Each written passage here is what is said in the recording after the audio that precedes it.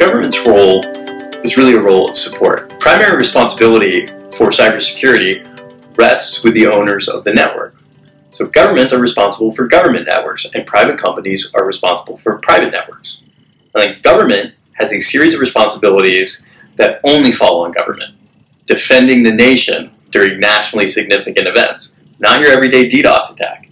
Law enforcement, investigations, that's a government role.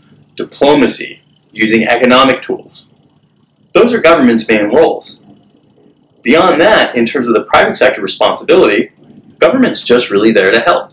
Government's job is to make sure that the private sector has the information it needs from government, that it can essentially get out of the way, clear hurdles like antitrust, clear legal concerns with taking what are all lawful actions on companies' own networks. So that's government's role. The primary responsibility is actually on private companies to defend themselves. Identity theft.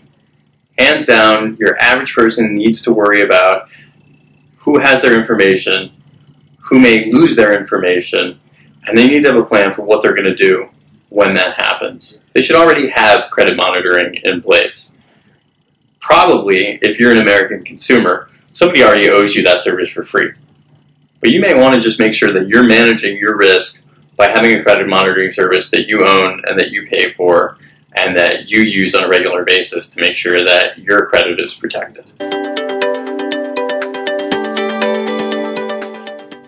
Advanced persistent threat actors coming after your intellectual property. We've seen concerns about destructive malware. We've seen concerns that companies could be targeted for retribution on the political stage. But hands down, the biggest risk for companies that they're facing today is the theft of their intellectual property or the theft of their competitive sales information through cyber means. You need to hunt within your network to find them. A preventative, hygiene-based approach alone will not address all threats. So you need to be actively pursuing threats that have gotten past your perimeter defenses inside your network.